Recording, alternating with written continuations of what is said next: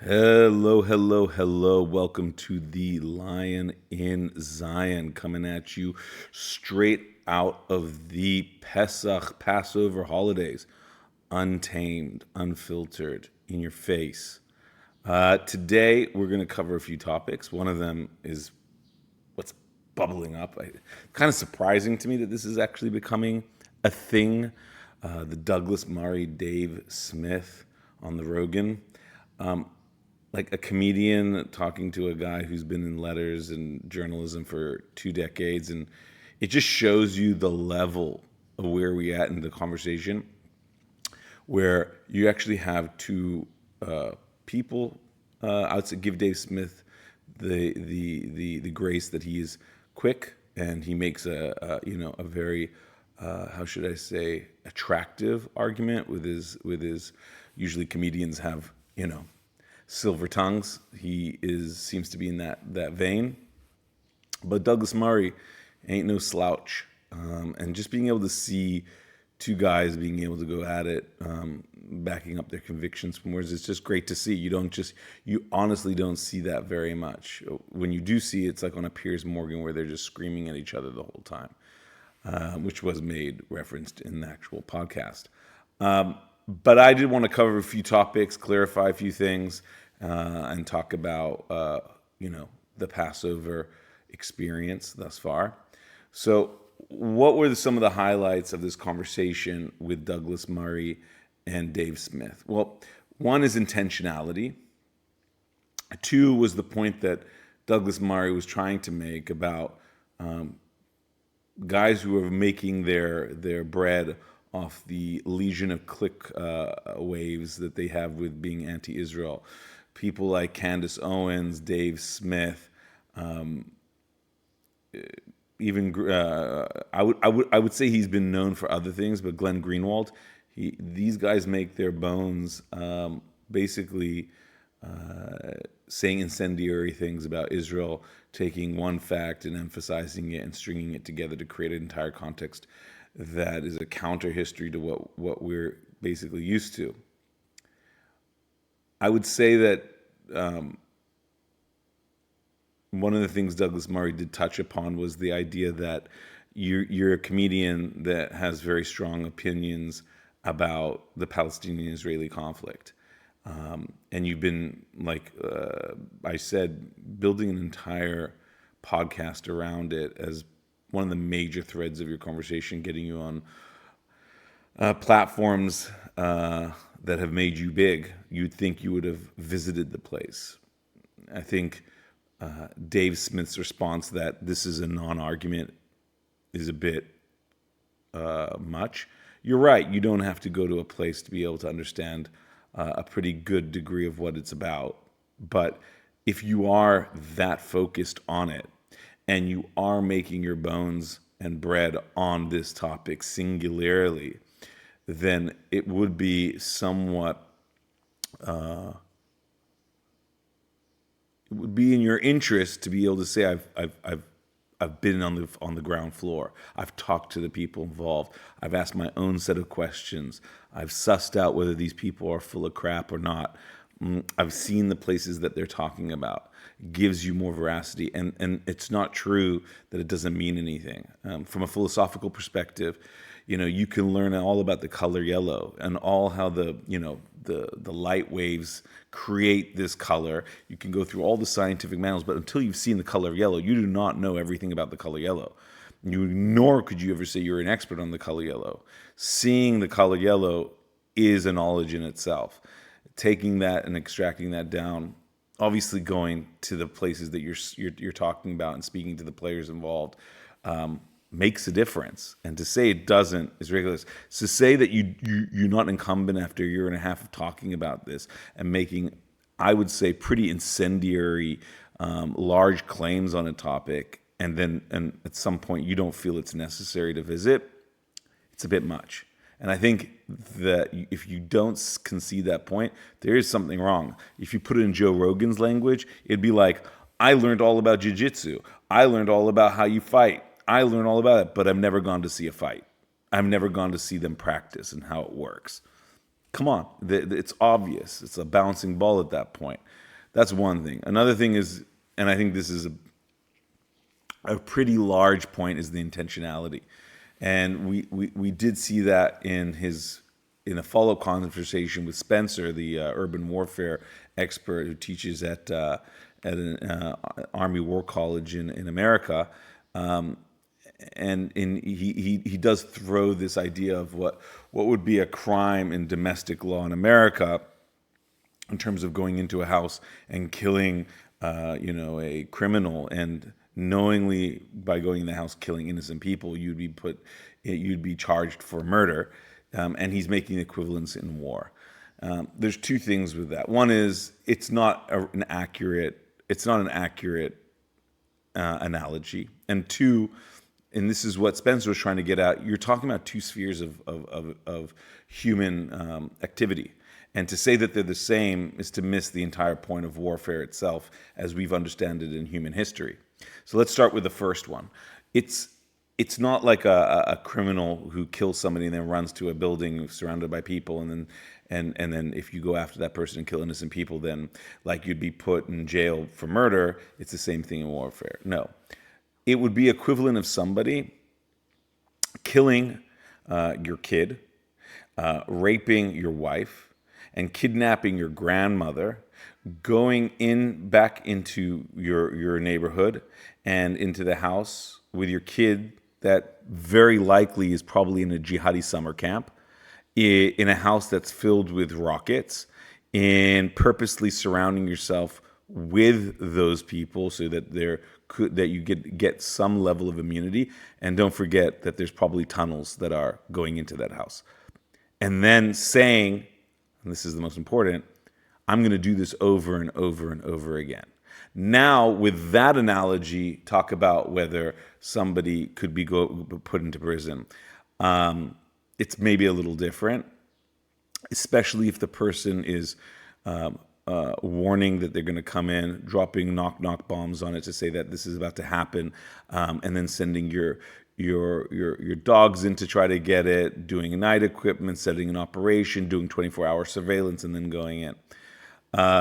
So I think there's a false analogy, and he likes to use the word slaughter them, that the IDF just goes in there and is just killing and spraying people or blowing up buildings because that's what they would want to do.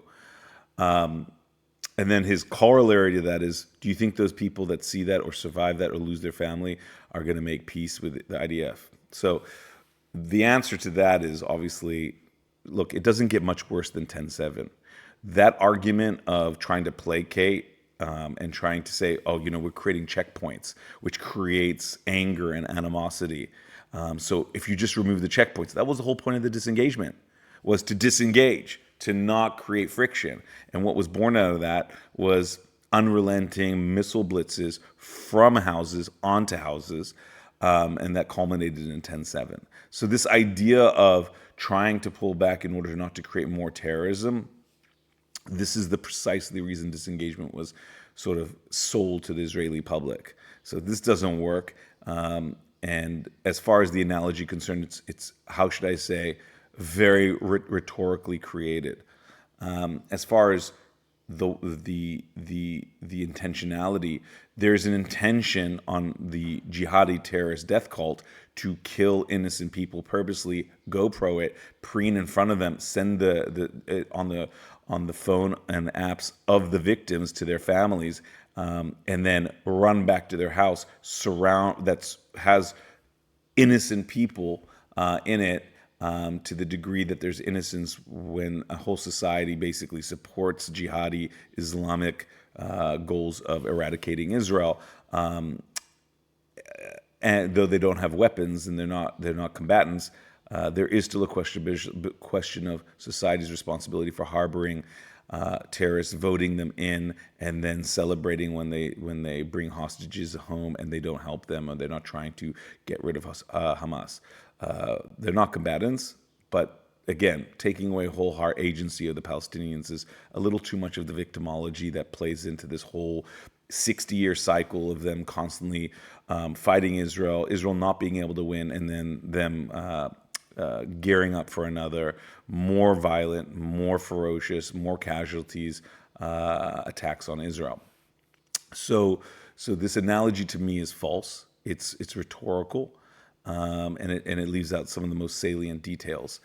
As far as slaughtering that he likes to add on top of that, I don't see any evidence. They love to pull Haaretz articles from witnesses. I mean, I have a hard time with a culture that supports jihadi terrorism, that can't make the civilized, assumption that 10/7 was atrocious, should never have happened. When you have 70+% of that culture that believes that there's nothing, that they have nothing to be ashamed of in 10/7, you're dealing with a population that would have no problem saying the Israelis are killing us, because they know that the battle's not going to be won on the kinetic front. It's going to be won in PR. Hence, Sinwar and the Palestinians' overall strategy of creating their civilians as PR drones and using Pallywood-style tactics in what Eric Weinstein calls hybrid warfare, and employing those. And you have very leftist, radical left, in my opinion, Haaretz, and I think most Israelis agree, this is a rag that can't essentially pay for itself. They rely on foreign aid. Their owner was caught in Germany after 10/7, basically saying that Zionism is a sin. So this is where they're getting their information, like getting your information on Trump or the Russiagate from MSNBC in the height of the clamor for his impeachment was a credible source. So the idea that there's intentionality where you have the jihadists coming in, killing, maiming, murdering, and kidnapping, and still harboring 50+ hostages, to an army that is defending itself and doing everything possible in order to minimize casualties, but with the understanding of the history of warfare being that there's always going to be collateral damage. Never in the history of warfare has that not happened, but then saying, because they know that that's going to happen, therefore they're intentionally murdering people, therefore this is an immoral act. I think Dave Smith has a problem with war in itself, which is fine. Just call yourself a pacifist and then we can call it a day, but he doesn't. He's basically one step away from pacifism, where you need to basically have a Kodak Polaroid film of every single attribute and being able to make the case that there's no other alternative. And that standard, I think, would be pretty high in Dave Smith's mind of what that standard would entail. I think the idea is that Israel is fighting a just war by any rational standard after 10/7, and the fact that they say they'll do it again and again and again takes away the legs of being able to say, no, we can try to figure something out, or build even higher wall, or put 100,000 troops on it just to make sure. The question is Israel duty bound to its own citizens to protect it?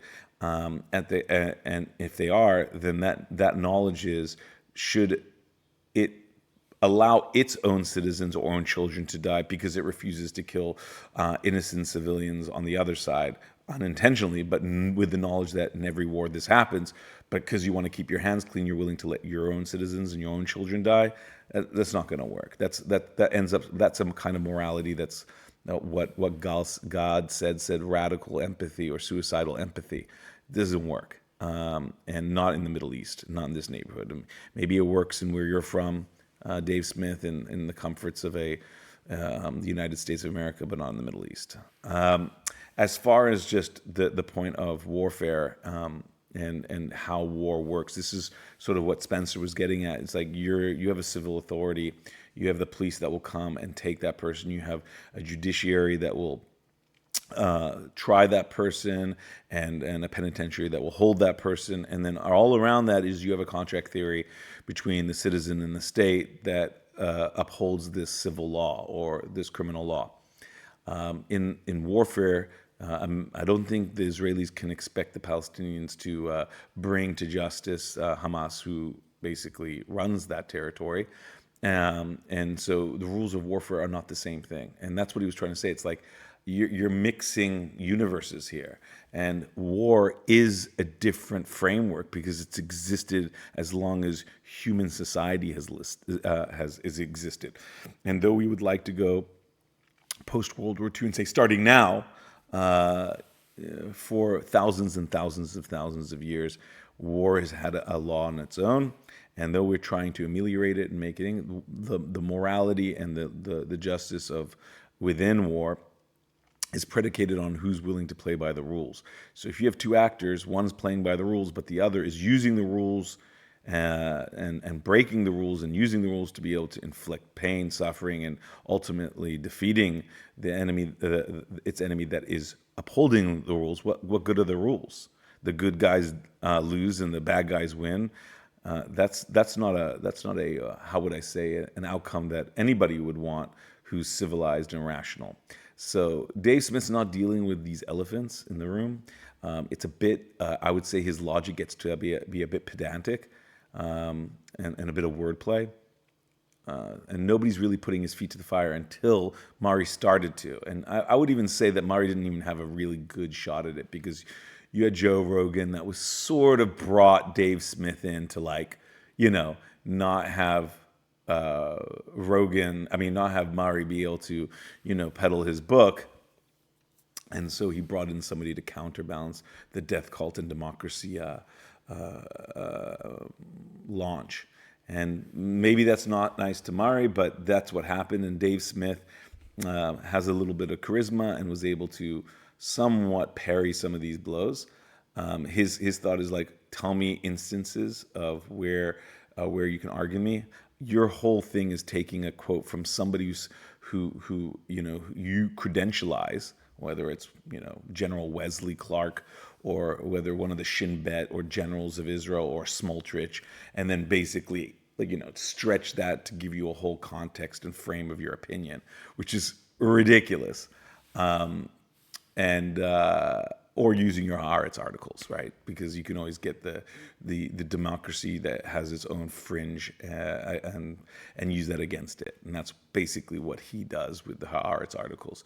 Basically, Israel, just from looking at the numbers, the casualty rates, the fact that they're fighting, an enemy that wants its children to die, has predicated its entire strategy of building underneath these towns and mosques and schools and hospitals. This should basically have everybody point the finger at Hamas. But Hamas knows, and this is the crux of what I wanted to say. And this is what Eric Weinstein and I feel like doesn't, and Piers Morgan, they don't acknowledge, let's say. I don't know whether they agree or not. But how can you sell a product that people don't want to buy?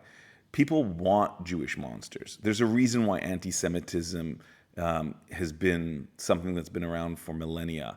And there's a reason why it's popular now. People have an antagonism towards and hostility towards Jews. So there's an audience for it.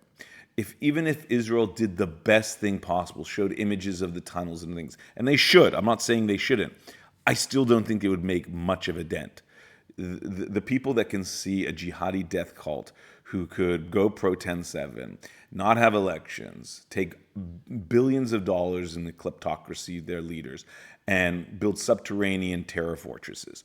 And then you have a world-class democracy, a tech haven. You have a very educated class of people. You have a casualty ratio that's unsurpassable.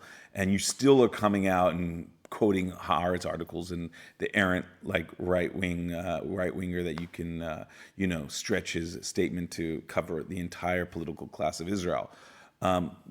What is an image going to do? The PR war, Israel will always be at a disadvantage because there's 500 million Arabs that are sympathetic to the cause of Palestine. You have 1.5 billion Muslims sympathetic to the cause. Am I generalizing? Sure, but I'm sure the numbers on the main would back this up. And then you got Europe, who are no lovers of the Zionist state, right? And you got half of America that seems to be either ignorant or just don't care or want to be left alone about it. And the other half, some of them who are supporters of Israel, some support Israel, but are kind of vanilla about it. So how is Israel supposed to win that? How? again, this is not going to be a PR war that Israel can win. And I think Sinwar and his cronies have seen over the decades and decades this thirst for the Pallywood, distribution chain. You got Pallywood junkies throughout, the elites in the West, and they're gobbling it up. And I think it's going to be a very hard argument for Israel to come on top of. So that's my address to that. The last thing I'll say is Pesach. It's Passover. Jews around the world are celebrating. It's the longest continuously celebrated ritual in human history. It is part historical, part national, part religious, and it's all-encompassing. I'm not eating bread for a week. I had to clean my whole house so that there was not even a speck of chametz. You have tons of rituals that are surrounding the dinner. You read a 2.5-hour book at the table, the Seder table, to pass this story down to the next generation of the Jewish liberation. We became a nation in Egypt and its exodus from Egypt, and we became a religion on Mount Sinai. We got our constitution on Mount Sinai. And the next book after the 5 books of Moses is the book of Joshua, where we conquer the land of Israel. And it goes from city to city, from enemy to enemy. It describes all the battles. Probably one of the great generals in human history is Joshua. And in this story, is the DNA of Zionism. So if you can respect the Passover Seder, if you understand the Passover Seder, and you think there's great morals in this tale of Jewish liberation, you're a Zionist. With that being said, have a great day. Enjoy the rest of the week. Speak to you guys soon.